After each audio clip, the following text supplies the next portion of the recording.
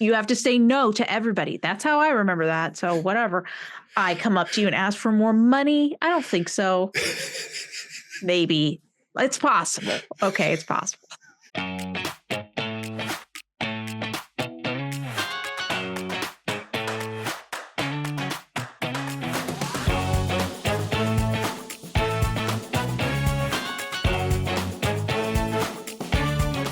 Hi, I'm Dan. And I'm Can. And this is the Dan and Can Show. A deconstruction, ex-evangelical, hypnotherapy, positive mindset, spiritual podcast. Well, you're in a better mood We than you should were put a last description week. at the beginning. What'd you say? It says you're in a better mood than you were last week. Okay, I was going through some serious shit. It's too soon, Dan. Too soon. I know you were going through some shit. No jokes. Too soon for jokes, I said. That's why we did a candid conversation on anger. Now, you better believe that anger came out. It was lashed at Dan. Just kidding. Actually, you had a moment where we had to sit there and you had to just like hear me vent, and it got heated on my end. But you just sat there and held space. You didn't sit there and act like you were actually engaged and seemed like you were listening, which isn't always the case, but we're working on that part. Oh, it's not funny. Done. I'm a talker. I know this. So it can be a lot for you to have to like listen that much. So you know what? I applaud you. Well, thanks. I appreciate that. Put some claps in there to make it sound like there was lots of clapping. Because you know what? You are a good man. I will give you that. Well, some people think so. Not in Look your at family. the video. I don't have my arm behind the microphone. Why is everything so blank right there? See it? Yeah, because you're on the edge of the... Half my body is missing. You got to scoot over. Why? Sorry, people who are just listening. They're probably like, what? Bean. I look like I am floating, but my arm appears when it goes this way. Like, what is it? Is it because my shirt's kind of green? Yeah, but it's green all over. Maybe. No, because the rest of it's showing up. I got full movement. Look, we match our background, kind of. I mean, we fit in with it. You especially. Yeah. Well, it's our kitchen. Well, we should be ready for it. It's not our kitchen. Look at our kitchen. Our kitchen counters are not that cleared off. I wish. You see the espresso machine behind me? That's Candy's favorite thing in there. I wouldn't keep the toaster. I don't like things on the counter as much as I can. We do have an area where there's stuff that needs to be cleaned. Yes. Well, we'll get to it eventually. That's too fancy. Someday. When everything slows down. Someday, that's on the list. 5 billion things are on that list. When everything slows down, we'll get to it. Will we though, Dan? I'll probably get to it this week. Okay, if you say so. Look at that espresso machine. I'd take that. I know you would. You had one for a while, then you got rid of it. I know, but it wasn't fancy like that. I did get tired of it. It's a lot of work to make an espresso. I'd just rather get a coffee because espresso, you got to tamp down. And I mean, it makes good stuff, but who's going to do that every day? Some people, not me. I got tamp down. You had to pour the grind in called. Here and you had to tamp Joey it. told me it was called tamp, and then you tamp it again. She taught me how to do it, so don't take that away from me, Dan. I won't. Yeah, you better not. So, all right, before we get into the nuts and bolts, let's do some get to know you section here. All right, you ready for that? Sure.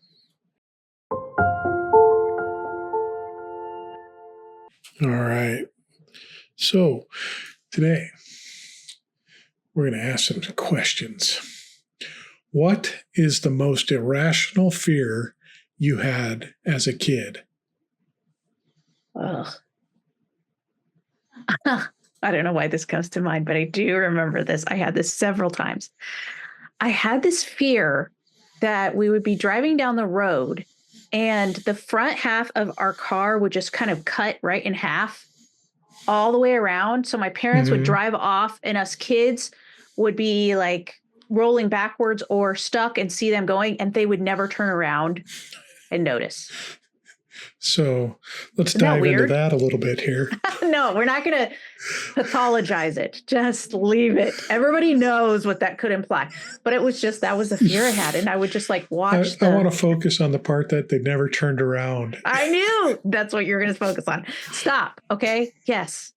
Fear of abandonment. I'm sure, Dan. All right. I don't know if it's abandonment, but just neglect. Well, I was Like we you kind weren't of had even some neglect going you on. weren't even noticed, or what are you doing there?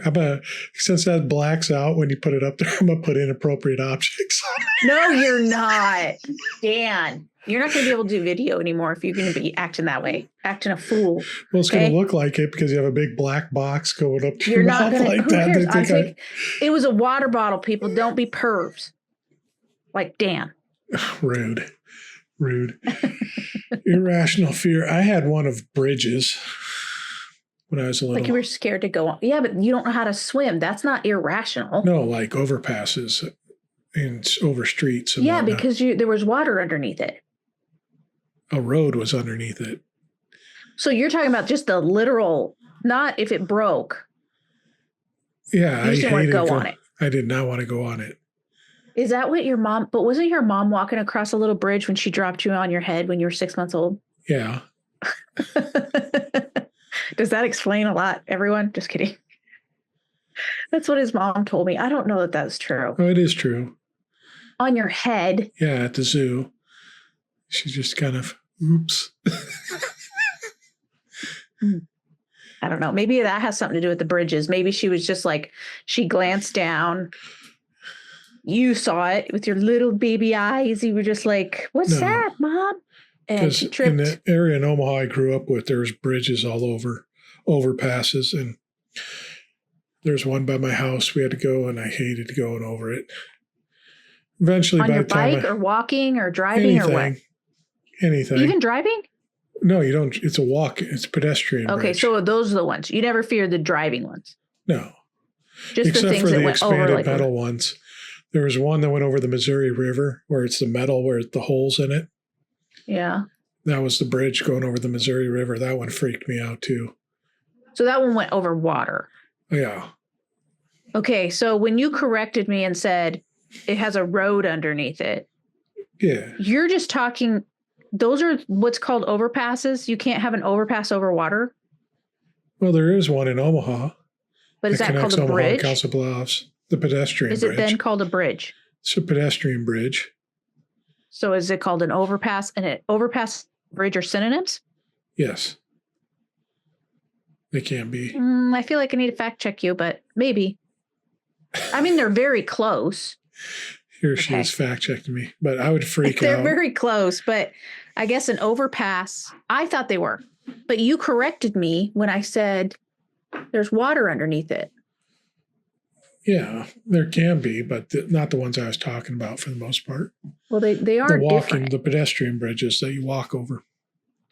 If anybody's interested in this stupid conversation, bridges are for crossing any obstacle, whereas overpasses are specifically designed to carry one route over another, often to improve traffic flow and eliminate cross traffic. So overpasses you drive over.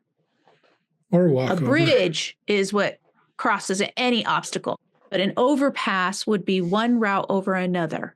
So they're close, but not quite the same. So you are talking about both, or? Yeah, sure. Okay. But like a bridge over water. Don't start singing it. Like a bridge. You would be scared of like at the zoo when you have to go on that little wobbly bridge. They were wobbly. I got over that. I can go over them now all the time. Oh, all the time. You just love to run over bridges. I'm a bridge guy now. We're just driving along. He'll pull over, see a bridge, and he's like, pulls over real quick so we can run on it because he just loves it so much. Like, la, la, la. All right. Next question. You're diving way too deep into this. Sorry. Won't let us get into your separation anxiety. Actually, no, we're not going there. That's not what we're doing today, sir. Neglect. But what's the most dangerous place your parents told you never to go, but when you finally did, it was totally fine?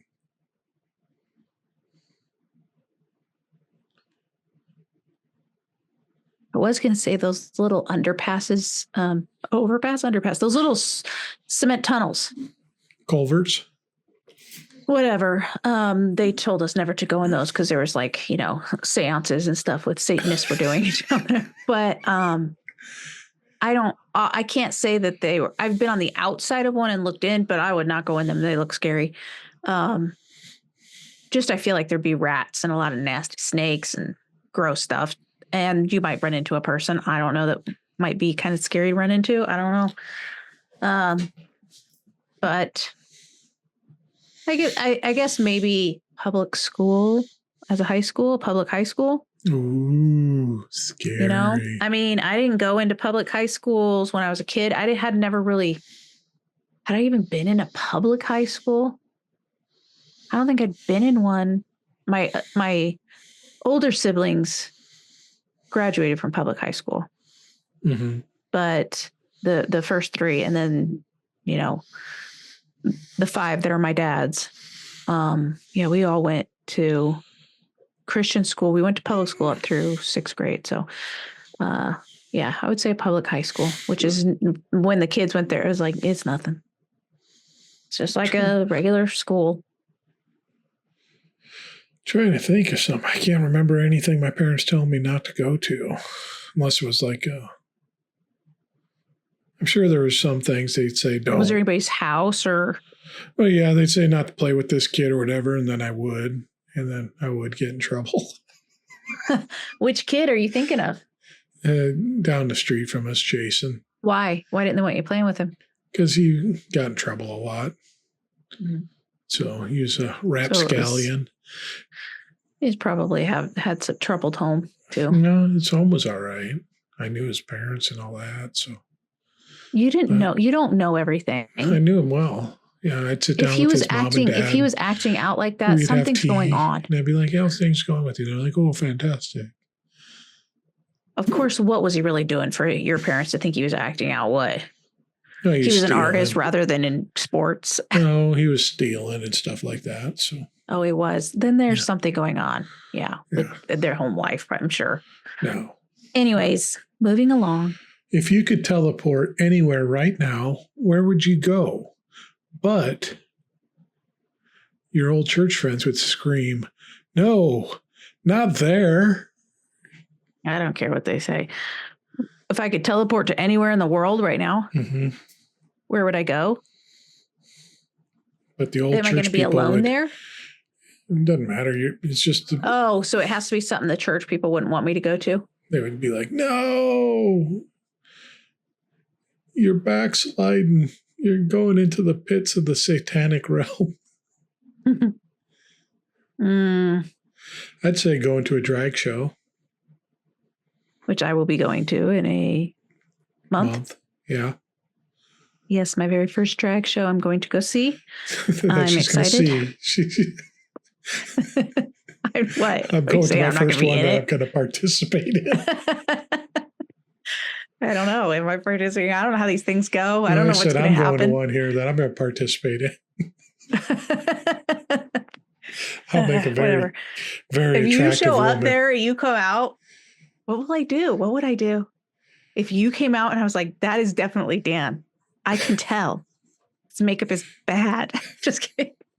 Those eyebrows. Did you know that they get the eyebrows down using like a glue stick? Yeah. Yeah. And I mean, obviously not just drag. Yes, I know this, people. Candy. Is that why you keep them all trimmed now? No, because she used to have these eyebrow hairs that would just stick straight out. They're like so long. I was like, dude. Yeah, I started looking like Andy Trim Rooney. those up. It looks like caterpillars like reaching out to grab me. They called it's 60 creepy. Minutes called me and they're like, do you want to finish off our show? And I was like, yeah, I think I can do that.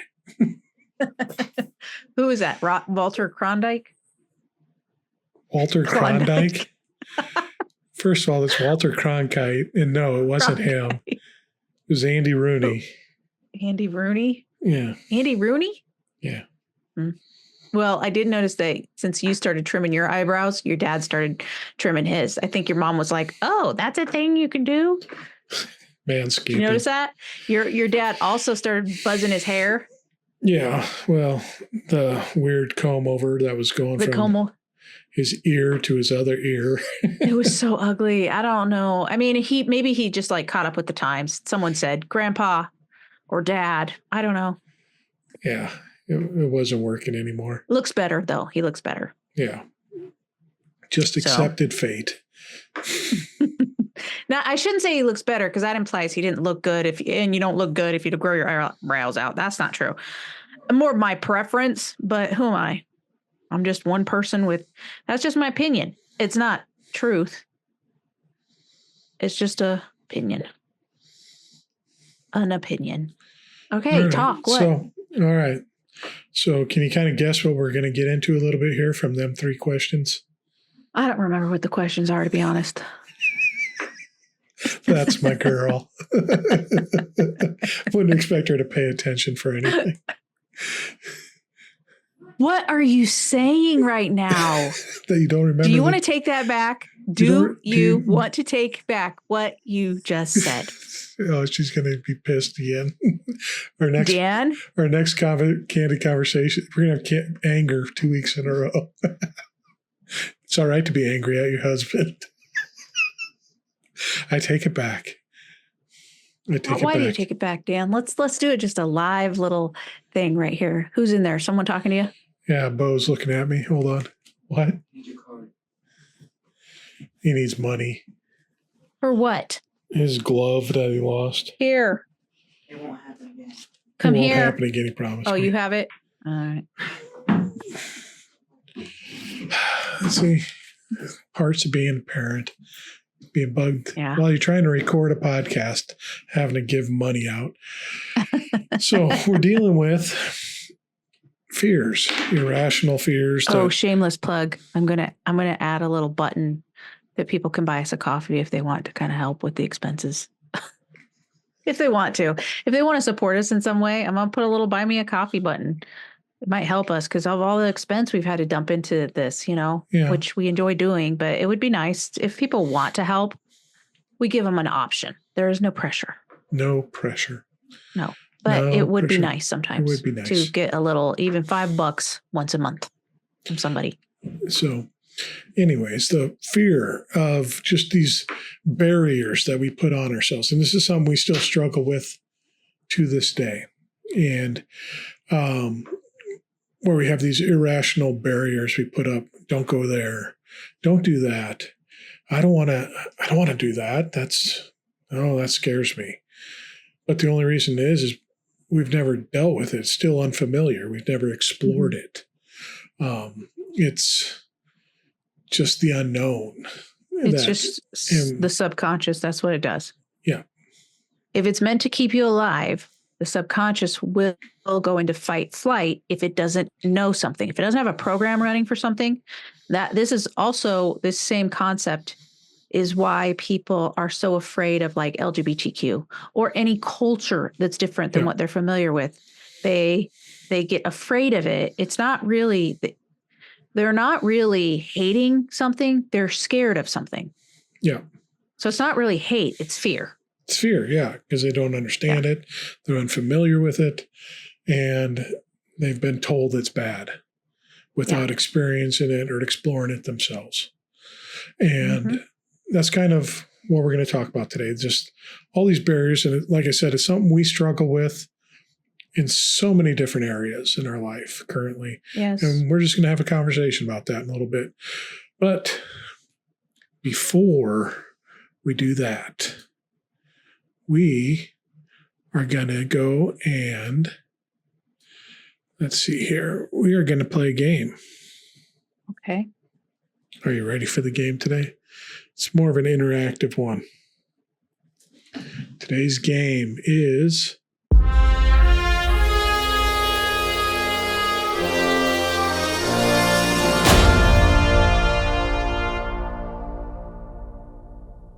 danger or dumb.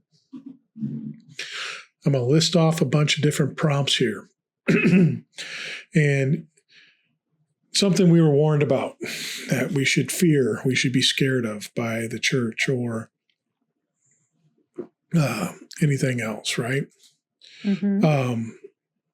just different items or things or beliefs or places or whatever we're scared of. And we have to decide, was it actually dangerous or just dumb fear mongering? Okay. Okay. So the first one, being that Halloween's a month away, Ouija boards. Ooh. So I am saying, and right now I'm proving you right about I wasn't paying attention. Okay. I was trying to get my, no excuses. I'm sorry. Yes. Let you have your moment. Are you done cheering for yourself? I'm going to do a lap around. Done? Okay. We're good. All right. Yeah. The monkeys are playing in your head again. I'm sorry I made you apologize for saying something insensitive. And then I did it. So what do you need me to restate here? I need you to restate what I'm supposed to do. Like that to me, Ouija boards are. So the game we're playing is I'm going to read some prompts. Yes. And we have to decide if this was actually dangerous or if it was just dumb fear mongering. So is it dangerous or dumb? Okay. And the Ouija board? Yes. I am not sure on an Ouija board. I don't believe in all the demon stuff, but my mom had like scary things happen. She said that she played with it once when she was younger and like the curtains were moving and some weird things were happening. I don't know if it was just, they were just exaggerating things in their head. Like maybe they'd done drugs. I don't know. But I guess that's the only like, other than just like stories you hear on the internet or far away, that's the only personal up close story I've heard about an Ouija board. But I also don't want to like cause myself to be afraid in the house because I did remember when we watched Mothman Prophecies and I couldn't look out the window without thinking I was seeing red eyes staring at me from the trees and all sorts of weird stuff. It was torture. So I guess an Ouija board, I'm pretty sure it was just fear mongering, but it's really in the same realm know. as dealing with Alicia. Because you just... Yeah, but with Alicia, she has good intentions. And I don't know, is there like bad intentions for the people? That's where the fear comes in on Ouija boards, that demons are coming in or bad spirits are coming in. I wouldn't think that. I don't know. I mean, that's one I don't know if I'm really willing to. There's still fear attached. Let's just say there's still fear attached. And that I don't think there's anything inherently bad about it. Mm-hmm. It's just fear on my end still from that. So there's still stuff to deconstruct there for sure on that game. So dangerous to me, but it wasn't really. Okay. All right. This one's going to fit into the socio-political realm. Going to a big city and walking through it at night, like Chicago or Los Angeles.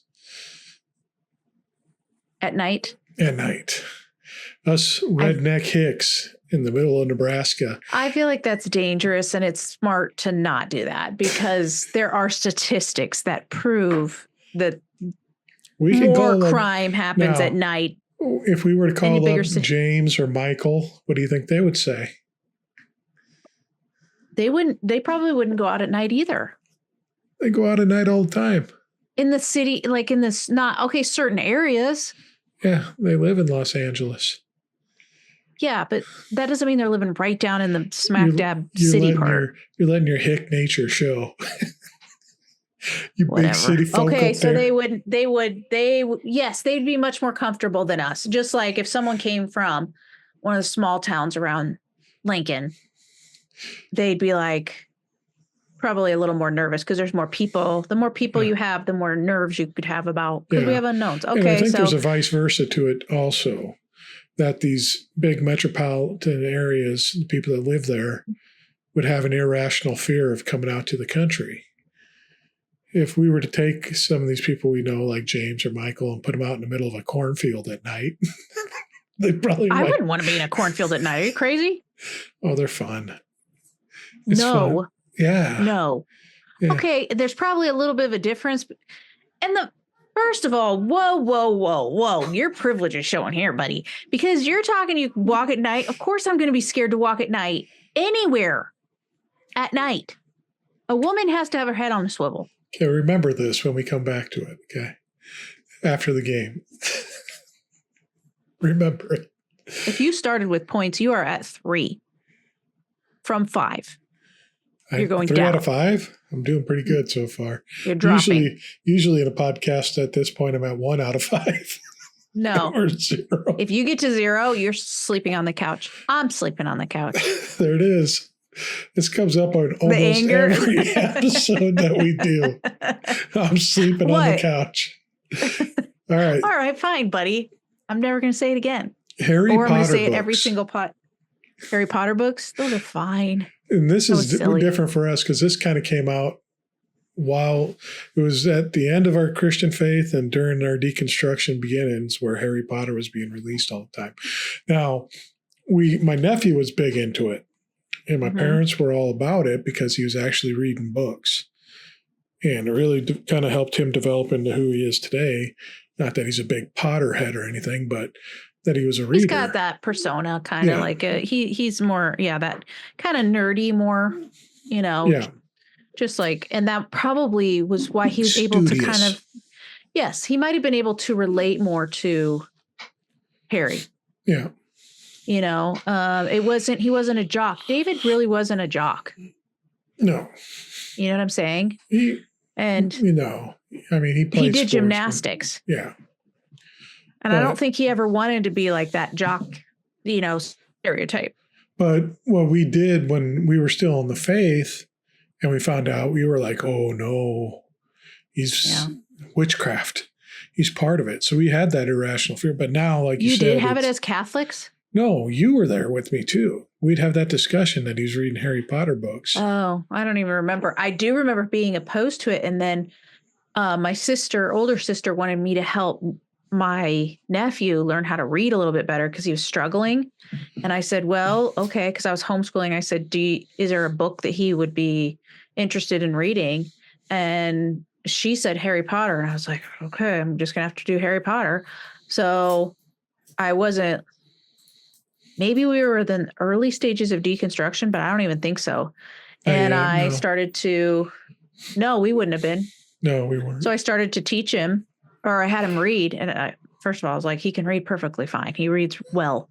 Yeah. So whatever was going on in school, I don't know. But anyways, So Harry Potter, we definitely were scared away from it. Is differently an irrational fear just because the whole fear on it was it's witchcraft. You're saying actual spells. You're conjuring up all these spirits. It's like something just made up. It's a made up story that teaches it has character arcs that you can see if someone gets better or they get worse as they work through things. You see all the things that are in stories that. But it was a savior story too.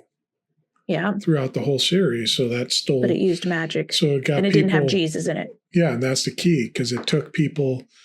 It's like, well, here's a different savior. It's Harry, not Jesus. And these kids are going to. Okay, but wait a second. No. That can't be why. Because think about Narnia. Mm-hmm. Chronicles of Narnia with Aslan that they were okay with. Aslan representing Jesus. Yeah, that was a Christian But they were not okay with this little boy because he was a wizard. Yeah. Wasn't there wizards in Narnia?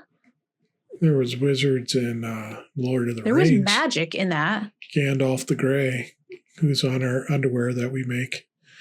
Yeah, that's Lord of the Rings. Thou shalt not pass. Oh, yeah. Yeah, interesting. It must be just on the whims of people, or they're going by if you say you're a Christian. But now J.R.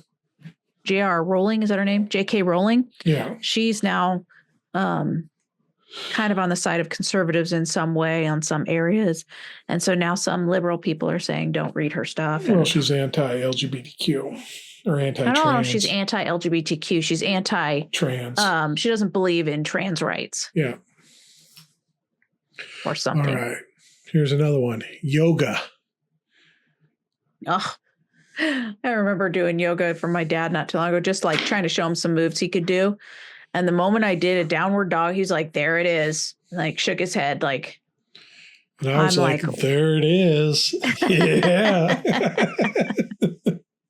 I mean, I think he thinks it means you're like bowing down to an idol or something.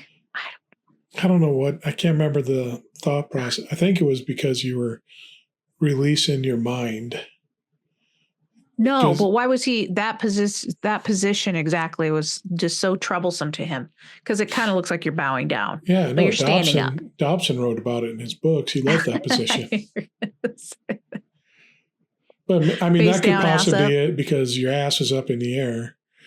So it was like inappropriate.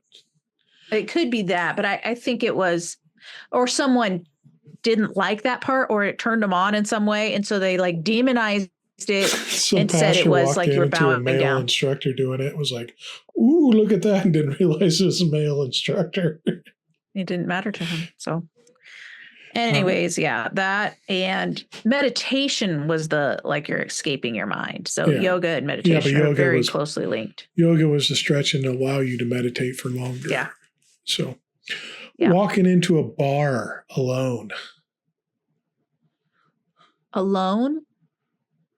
That's not scary, but I would probably have anxiety unless I saw somebody I knew. I'm not just going to go sit in a bar by myself, but yeah, I mean, I would love to be that. It definitely person. would be considered inappropriate behavior by the church. Well, walking into the bar would be inappropriate. Yeah. Especially a woman. They might be able to tolerate a man doing it. I don't know. Oh, he's going to go in and witness. Tell him about Jesus. Okay. Dungeons and Dragons. Oh, that's evil to the core. And it was just, this is like the perfect example of it. They didn't understand the game.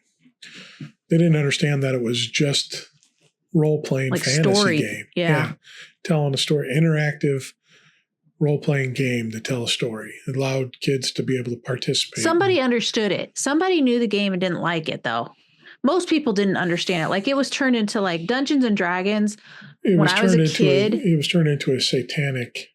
Yes, that's what it sounded gateway. like to me, because that's how they painted the picture, what they painted a picture of. But I'm going to assume rich white male or someone in power, so a male in power saw some kids playing a game like this or something, and they didn't like it for whatever reason. And so then they demonized it, started preaching on it, and it caught fire. Well, that's how all these things happen, it seems like. Usually what would happen is that something would happen where a kid did something awful.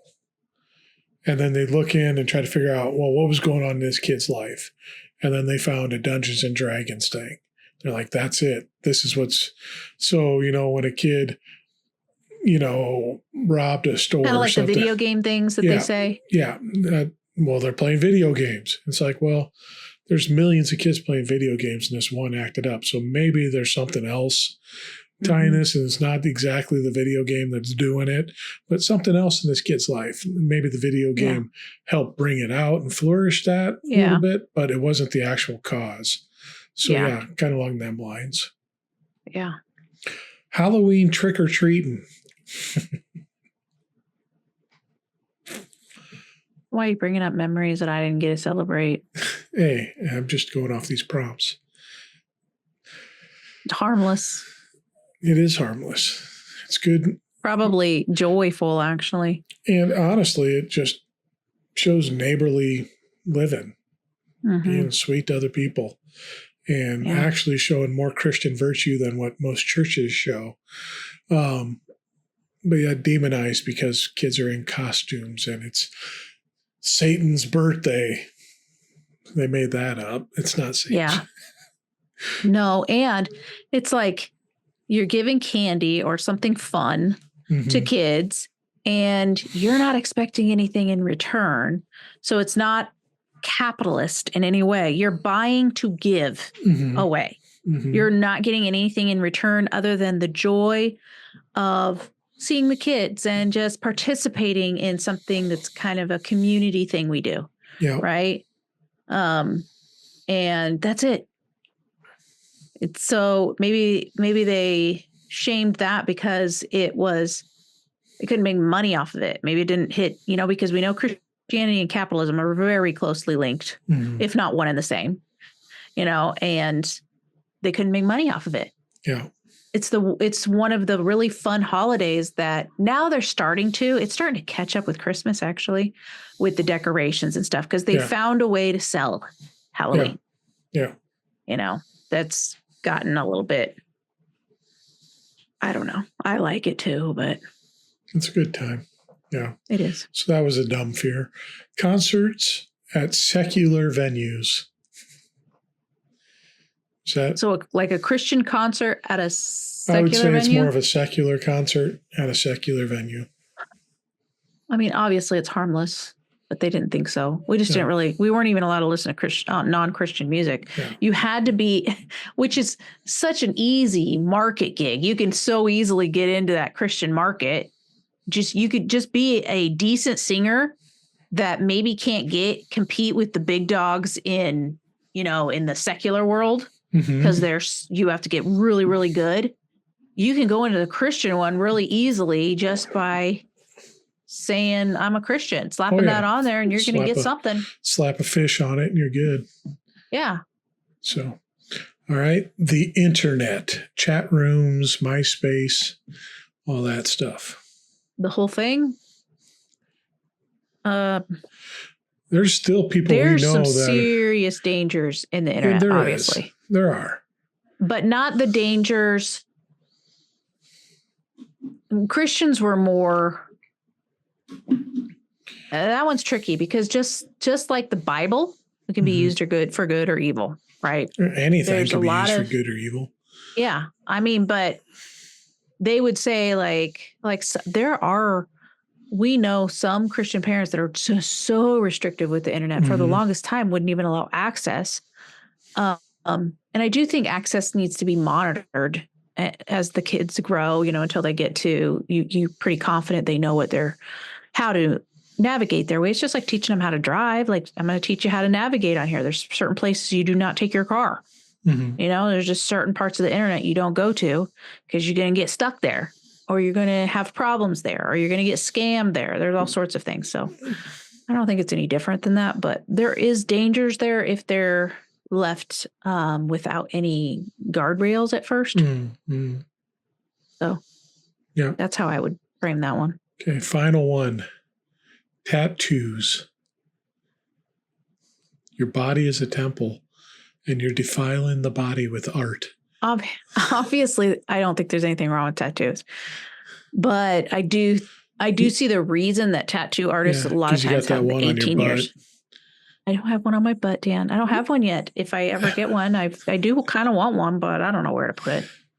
Yeah, I have a whole chest piece. Right here. No, you don't. It's just a picture of you. Hair. Ew. No, do not tattoo my face. Sometimes I let the hair grow out and makes it have a mustache. Bushy eyebrows. Can have a full beard. So, no, but yeah, tattoos were always, honestly, tattoos when growing up, if someone had a tattoo, they were either in the Navy or some military branch, or they were a biker gang. Yeah. Or they were a kid on drugs. Yeah. You know what? Yeah. But you know what? Tattoos now in the church, they're all about the tattoos. Yeah. They love them. So there's something, and the church is always behind in everything, it seems like. Yeah. It finally has to relent to society as a whole. Yeah. Favorite Christian tattoo is the one where it's Jesus' hand coming down to your, with the, they do it where it I don't think I've ever seen that. Yeah, it's like Jesus' hand, and people call it the holy handy. If the guy was so they have hand on their palm. They have some of the fingers. It's like Jesus' arm reaching out, and then it has the hole, and maybe it has a nail in it. But then they can give themselves a holy handy. That's hideous. Holy handy. So, all right. So a bunch of irrational fears we're dealing with. Let's get into our topic. We'll talk a little free-flowing conversation. And I'm going to start it off with this, Candy. We're bad parents. In some ways, yes. We let our 18 and 20-year-old go with their young friends to Chicago by themselves, unsupervised. And they were walking around Soldier Field at 10, 11, 12 o'clock at night by themselves. Yeah, we didn't know that part. Let's be honest. And they did go with other friends. And the oldest in the group was 22, 23 years old. Let's be fair. But yes, some of them. Yeah, the next oldest was our son at 20. Yes. Yeah, that's true. Most of them are 18 and 19. They did walk around the city. They did go on the L. They figured it all out. I want you to go back to number 2 when we were talking about going to the big city. And you're like, that's awful. I would not go there at night. And here's our little babies walking around the big city by themselves at night. To be fair, our daughter stayed with the group. Our son and somebody else went off at exploring. And he was with a young girl or young woman, not a young girl, young woman. They were roaming around. I mean, I was like, thank God she had you, because that would have been really stupid had she gone by herself, but I don't think she would do that. But it was an area that it was kind of like Bo, our youngest son, was like, did you go here? And they're like, yeah, we were there. Did you walk there at night? And they're like, yeah, we walked through there at night. How did you walk through that part of town at night? That's an awful part. And it's all this, this is an area where 47 is trying to put National Guard people in because it's so crime ridden. And our kids noticed nothing. They said that they really wanted to see some, I don't want to say crazy person. What'd they say? Just some person that was what they wouldn't expect. Mm-hmm. Someone who, they've seen unhoused people. Mm-hmm. So, because those are in our city, but maybe not in mass amounts. So I think they were thinking they were going to see just people doing just outlandish things in the middle of the city, and they didn't see that. But that's what they were they were like, we were even looking to see if we would see anybody doing something really strange, and we didn't see anything. Mm-hmm. So yeah, and I've been to Chicago, and people saw some crazy things when you went. A pregnant lady in a wheelchair getting pushed out, and then all of a sudden getting up out of the wheelchair and walking. And being pushed by another pregnant lady. Yeah. With an old lady in tow, too. Memories. That was so funny. Okay, but yeah, we didn't really see. There was the one time where I was talking on the phone with you, and I was messing with my billfold and looking at my money. And I did say some guy was kind of watching me and walking by. And you assumed, because you weren't there, right? You were like, Katie, put that away, get off the phone or whatever, find them. Where are they? And I was like, they're inside the store. So, but nothing happened. That could have been just a fear of you, a fear of me, I'm not saying that those things don't happen, because there are stats that report these things, right? The more groups of people, the more people in an area, the more crime, obviously, right? Generally speaking, you're going to have more just because there's more people. Exactly. So if you're going up per people. If you look at the percentages, is it really that much more? Maybe not. I don't know. We don't know, because we don't. But we're being told all the time that these are the worst places in the world. You don't want to go there. It's unsafe. And then we sent our children there alone, and no issues. Nothing happened to them. And we definitely had a worry. You were worried about them the whole time. And now most of the worry was them driving there, 8-hour drive. And once they got there, I calmed down a little. I was a little bit more chill. That was a big worry on it themselves, but actually going around the city and working their way around there and exploring, and nothing happened to them. And we have all these fears all the time. You think about, well, should we go down to Mexico for a vacation or something like that? It's like, you got to be careful, all the cartels and everything. But we've been to parts of Mexico, And yeah, they were touristy, but that was the thing. They were touristy. They weren't there to harm you. They might try to grift you out of some money, but they weren't there to harm you. And I even think about, you hear the people, the right-wing people always talking about, yeah, these places are awful. But yet churches send teenagers down there on mission trips. That's true. Like, yeah, I remember when very I had a boyfriend that got sent to what? You're being sent to some very depraved and dilapidated areas of the world, you know? Yeah. Well, I know, like, I had a boyfriend that was sent to Louisiana during Mardi Gras for a missions trip. A teenage I'm not boyfriend. joking. Yeah. He definitely, when he got back, had a different view of the world. He was like, huh? He had a different view of the world. He was, let's just say he was no longer interested in purity culture when he got back. He's throwing beads and at you. I was like, I ain't having that, buddy. No. That's exactly what did it for him. Yeah. So but they took, why would Christians take because youth that was there? A den of debauchery. You had to call out. But why you have to catch the sin in action and witness to Jesus. But these are teenage boys, and then you're going to go put them where they're just going to see. They probably went to the pastor so the pastor could see some boobs. You'd be like, look at all that. Yeah, that's what I'm thinking. Look at all that. And then maybe he could watch the boys' faces to see if they were gay or not. Is he having a Is he acting like he's going to puke, or is he going? He's just looking at his pants. Yep, he's fine. He's straight. Wow, yeah, that's pretty low. So, but it's that fear that's there. Don't go there, you know, and it's something that's, one, it's unfamiliar. You know, you think about before we started traveling around ourselves, big cities would scare us, you know.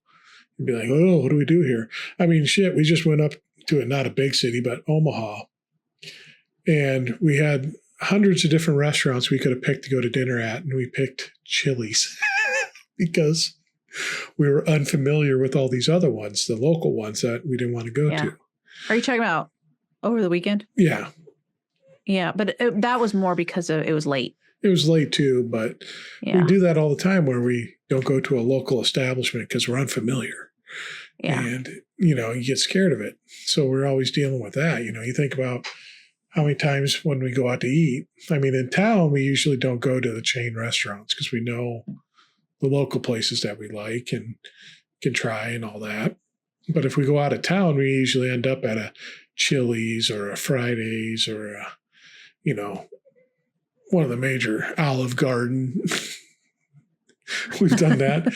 Drove around Kansas City, passing barbecue places and steakhouses to go to the Olive Garden. Yeah, and sometimes that is true. We tend to do that, and I think it's mostly me, and it's not so much that I don't think there would be better food. It's me a lot too, because I don't want to go to a place.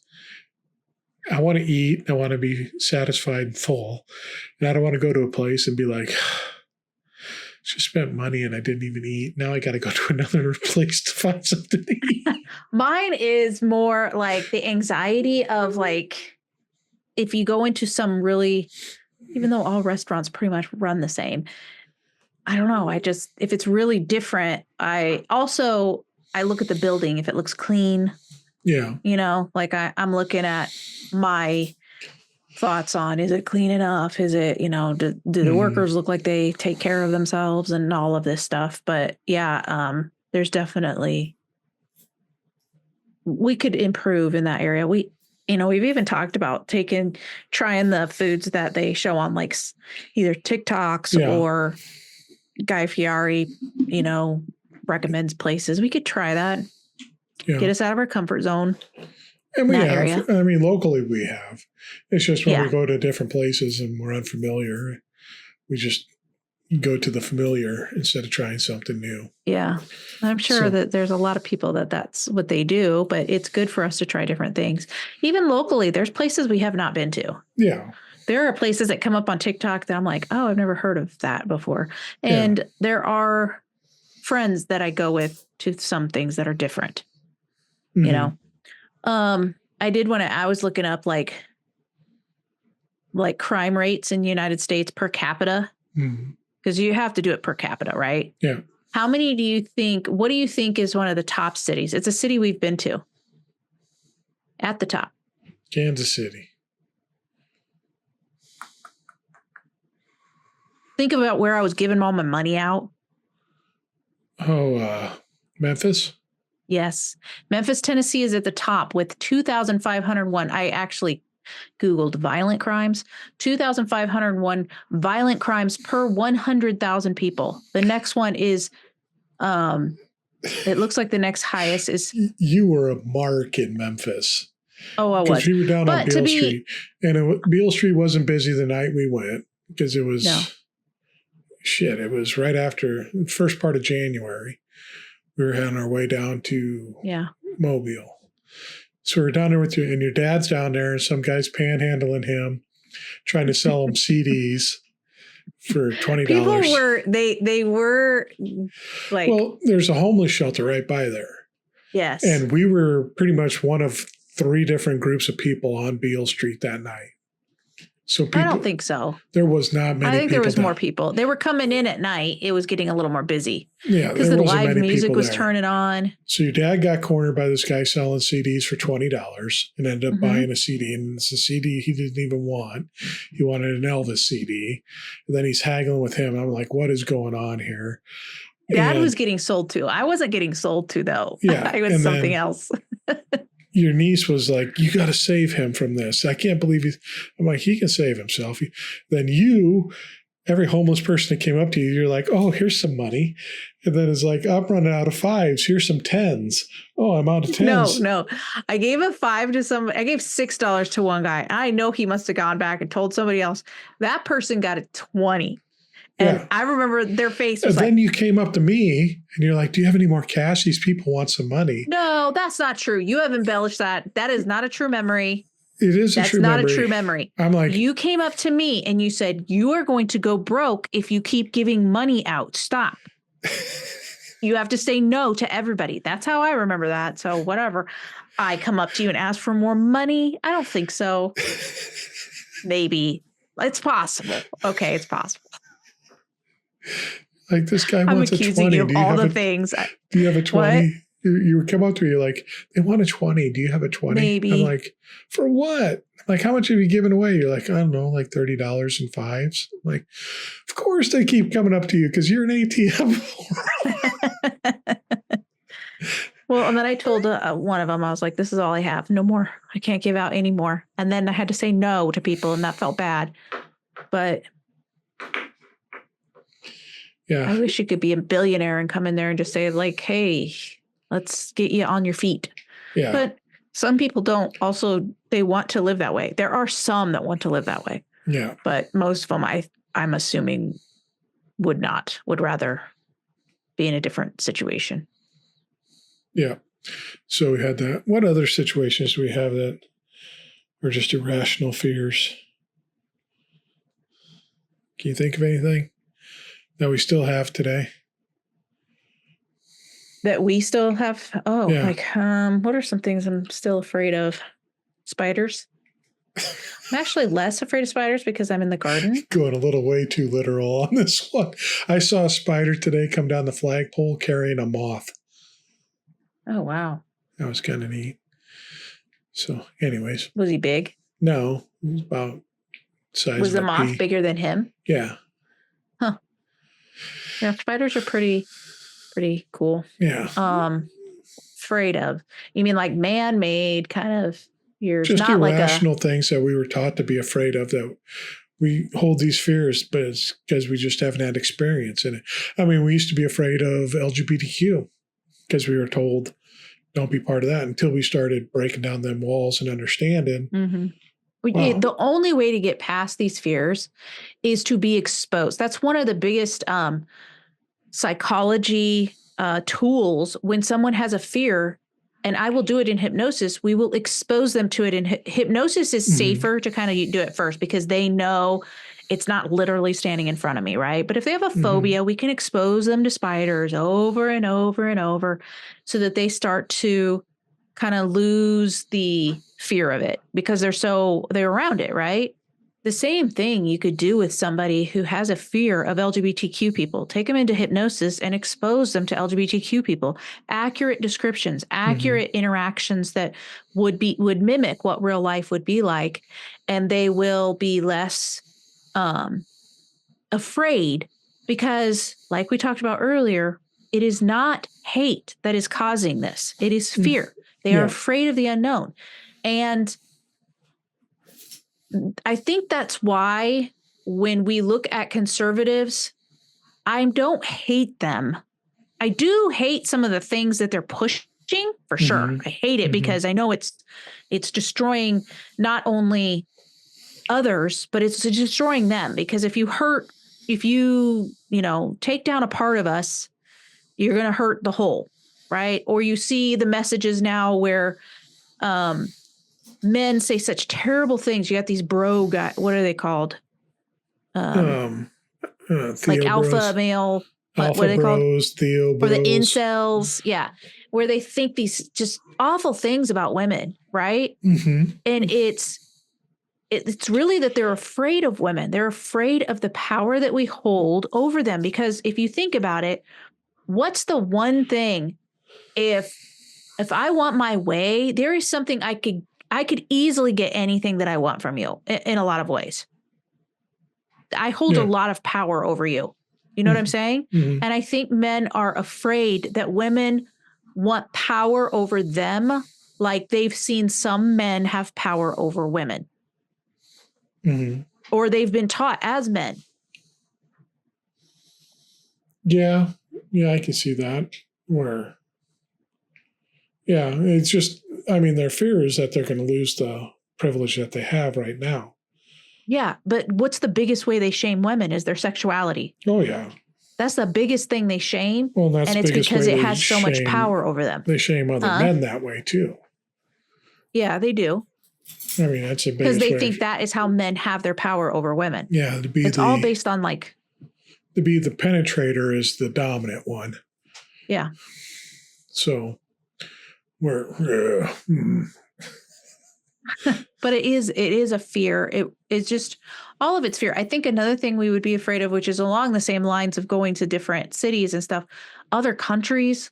Yeah. I know you kind of touched on it, and it's just like I've even talked about living in another country, and I would do it if I knew, I want to visit some other places, but I want someone who knows the place. Yeah. That could help us get around. You know what I'm saying? Someone who's safe, that kind of, but do you even really need that? it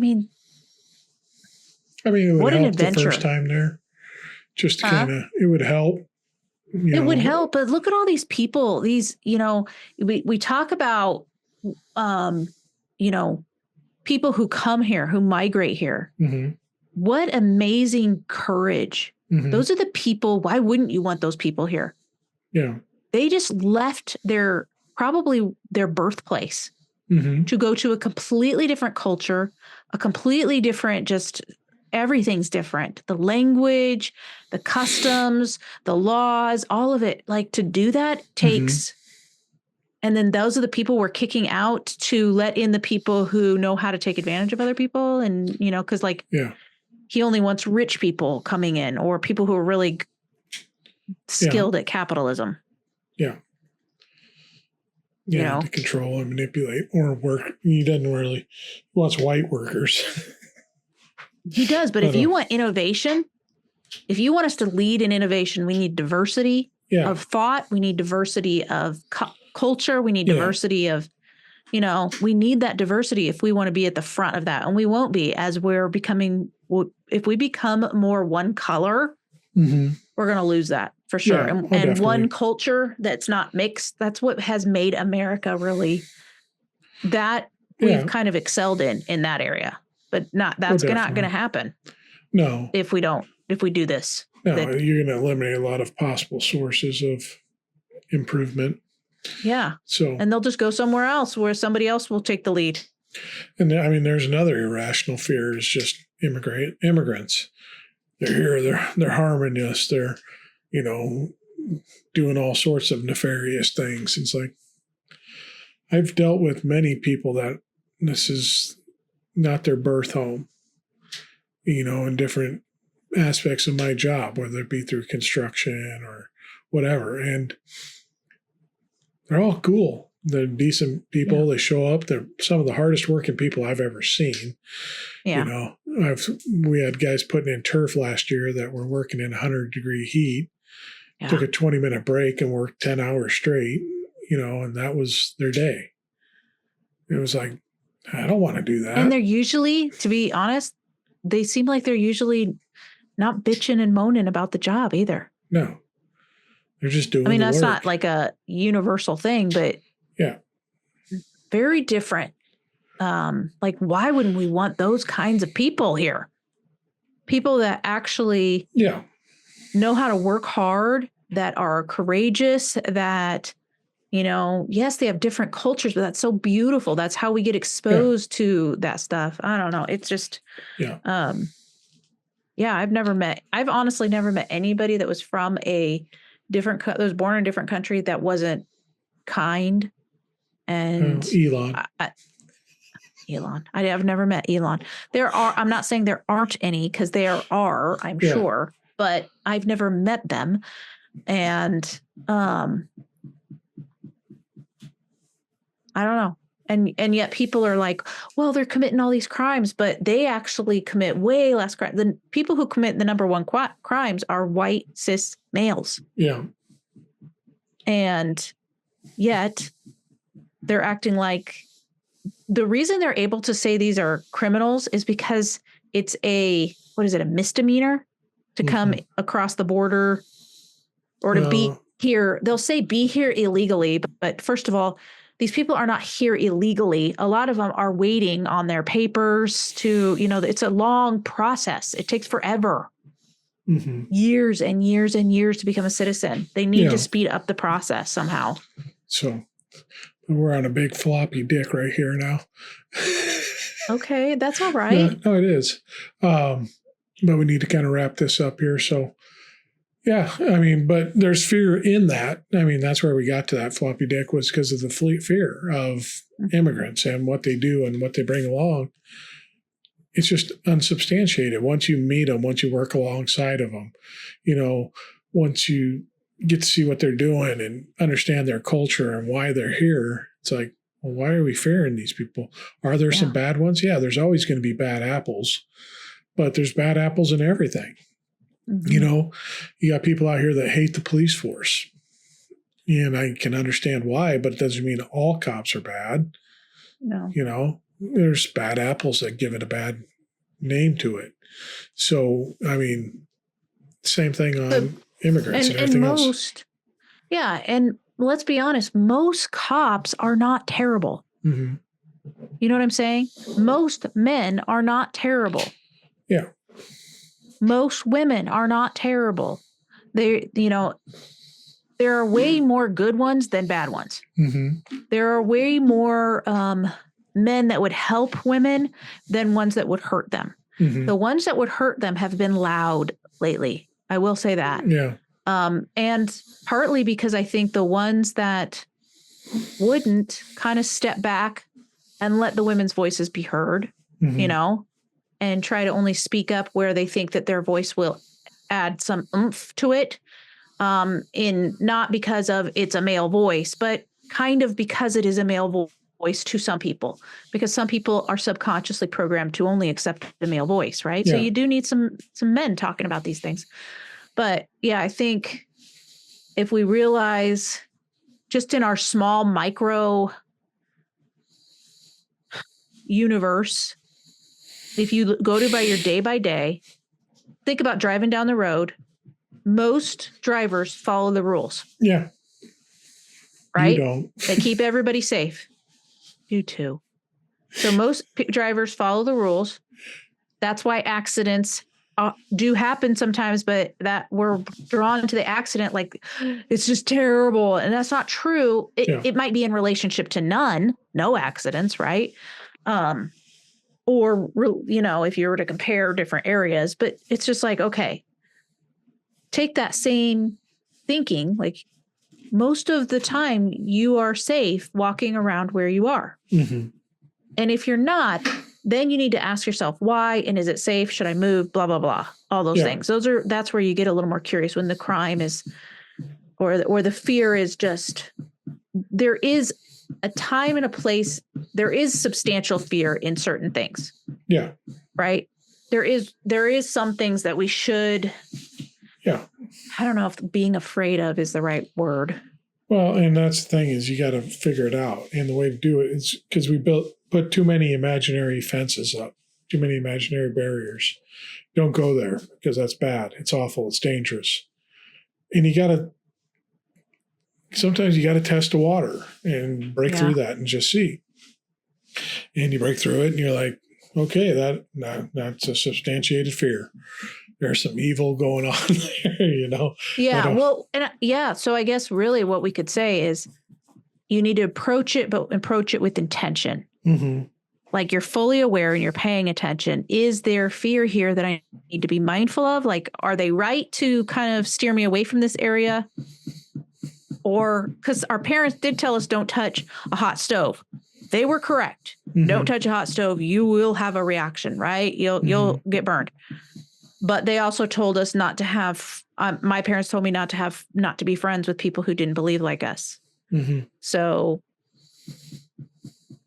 there are some things our parents said that were true, and then there are some things that were false. So you have to go with intention to pay attention.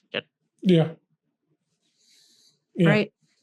Yeah, and just explore it because sometimes you'll find out that these fears are just irrational. You go to a new city, you go to a new place, and you're intentional and you're not stupid. You're not walking into, if you know that, the locals are saying, don't go down to that area after 10 o'clock. Listen to the locals. Don't go to that area after 10 o'clock. Yeah. But you can see that take most the advice of those who actually experience it. Yeah. Rather than those who have never experienced it before. Yeah. So if we go to LA, we call up Jim, we call up Michael, and we say, hey, where can we go? What's to do? Yeah. Where not to go? Yeah. What areas are safe? What aren't? Yeah. And we'd understand. Yeah. I mean, and to be honest, like even in hypnosis school, because the hypnosis school that I went to was in LA, there are so many people like that were in my classes from LA that have done acting. I mean, they're just some of the nicest people. They're just down to earth, just like us. They're not, it's just, we're being lied to by more than we actually know is the point, I think. Yep. Right. Yep. So. All right. Well, that's us for tonight. We could talk about this again sometime because it's an interesting subject. It's not the first time we talked about it. It won't be the last. So no, go listen. If you're listening to us on a streaming platform, give us 5 stars. We would appreciate that greatly. Leave us a message. We love hearing from you. It gives us a little boost in our day. If you're listening on YouTube, hit that like, smash that subscribe. We appreciate that to help generate numbers and everything on that. And just remember, if you want to get anything else with Dan and Can, just go to danandcan.com. It's got everything we have on there. We have all the stuff related to the podcast and Candy's other podcast, Candy's Substack, which is blowing up. No, not yet. We had one comment. Hopefully, I got to get it marketing a little bit more. Yeah, I got to get it marketed. Also, I am going to be redoing the button so it'll look a little more modern. A little more modern. And like I said, that coffee, buy us a coffee or whatever is on there where people could just donate $1. I think you could probably go as little as pennies. I don't know. But it all works. So yeah, go to danandcan.com to get all that stuff. And just remember, fear isn't wisdom. It's control dressed in church clothes. In Jesus' name, amen. Amen. All right, that's all we got for you tonight. We'll talk to y'all later. Bye. Bye.